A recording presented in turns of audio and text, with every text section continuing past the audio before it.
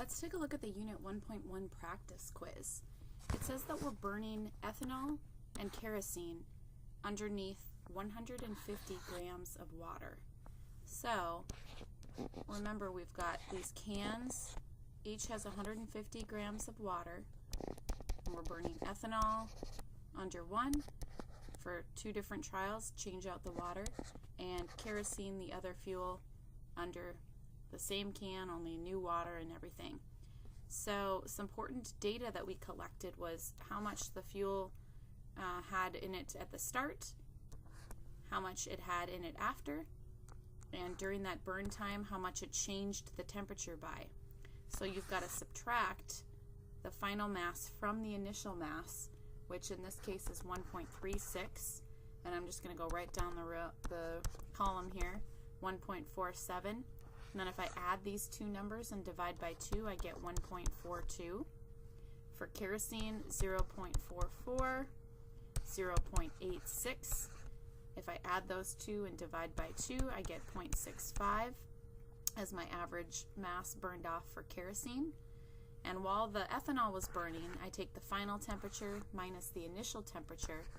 That was a change in 30.1. This trial was 28.7. So the average of those two is 29.4. Then for kerosene, the temperature changed 39.5, 44.7, and an average change of 42.1. So now we've got to do some calculations. Let's start with ethanol. So we're making the assumption that all of the energy released by the fuel is equal to the energy absorbed by the water. So we can use Q equals MCAT for water, mass of the water, times the specific heat of water, times the average change in temperature of the water. And we're going to do the same for kerosene. Mass of the water times the specific heat for water times the temperature change on average of the water for kerosene. So remember, it said up here that we were burning 150 grams of water. So that's going to be the same for both. Also going to be the same for both is the specific heat for water, 4.2 joules per gram degrees Celsius.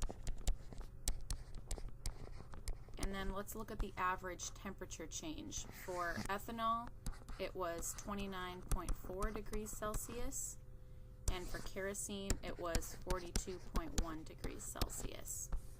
So when I plug that into my calculator, I get 18,522 joules. And on this one, I get 26,523 joules.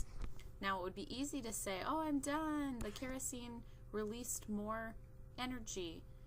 But you have to take into account how much mass burned off. So what if this one was burning off a lot more mass?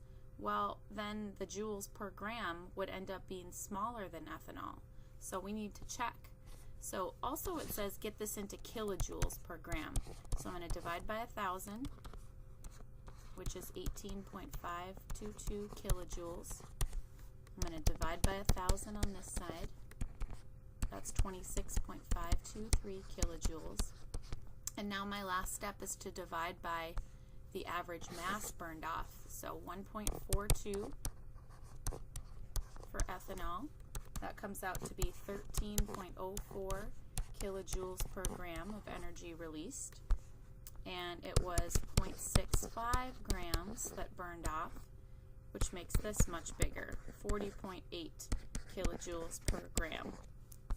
So we would conclude that kerosene releases more energy per gram burned off. What about the sources of error? The initial temperatures of the water were not identical. Let me check. Yeah, initial temperature sometimes was 12, 8, 6, 10. That's not error, because we also took into account the final temperature, and what we really care about is the change in temperature. So that is not error. In one of the trials, kerosene was burned 10 seconds longer. That's not error either, because if kerosene burns under that can of water longer, the change in mass is going to be bigger, but also the change in temperature is going to be bigger. So it's sort of like if I divide a small number by a small number, the ratios are going to be the same. 10 divided by 5 versus 5 divided by 2.5. They're both 2. So that is not a source of error.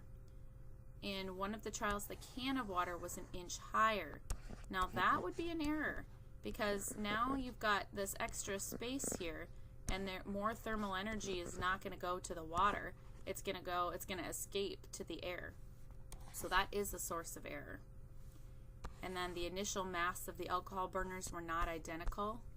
Yeah, look at the initial masses were very different. So that's not a source of error, because again, we're taking into consideration the change in mass, not using the initial mass in a calculation. Explain the difference between these two liquids in terms of specific heat capacity. Ocean water only takes 3.99 joules to heat up 1 gram by 1 degree Celsius, and water again is 4.2. It takes more energy. So we can say it's easier to heat up ocean water because it has a lower specific heat value, which means it requires less energy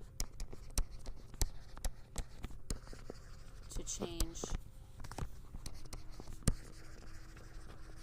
1 gram by 1 degree Celsius.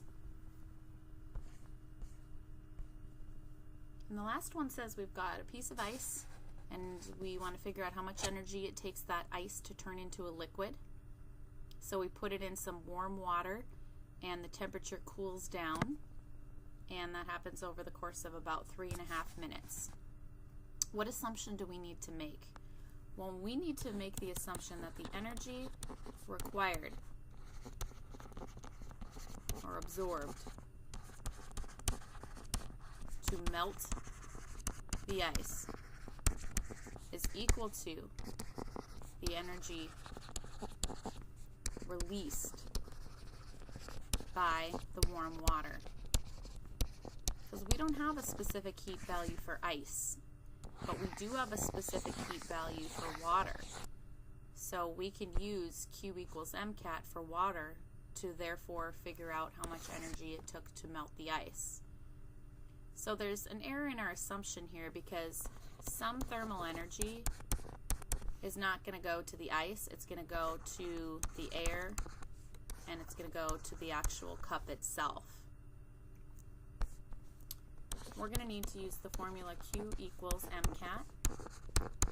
Remember that Q is the quantity of energy measured in joules.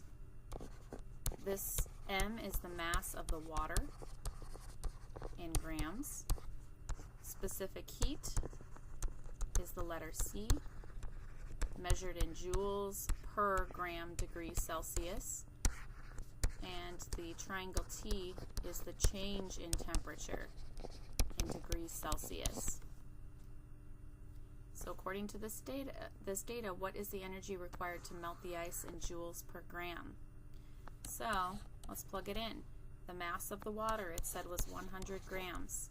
The specific heat for water is 4.2 joules per gram degrees Celsius. The change in temperature, it went from 42 down to 33. That is a temperature change of 9 degrees Celsius. So when I plug that in, that comes out to be 3,780 joules. Grams cancels out, degrees Celsius cancels out, so yep, we're left with joules. But we've got to divide by how big the ice cube was. It said it was 3 grams. 1,260 joules required to melt every 1 gram of ice cube. To convert this into kilojoules per gram, we just need to divide by 1,000. So 1.260 kilojoules per gram. And then it says, what if we wanted to know in calories per gram? And it gives us a different specific heat value. So we could still do our 100 grams of water times the specific heat value in calories per gram degrees Celsius times by that change in temperature. Grams cancels out, degrees Celsius cancels out, we'll be left with calories. That comes out to 900 calories divided by the 3 grams of ice. That comes out to 300 calories per gram. So just a different unit. And we never needed to know the time it took for the ice cube to melt. That's unnecessary. That's not part of a calculation anywhere. So hopefully that helps.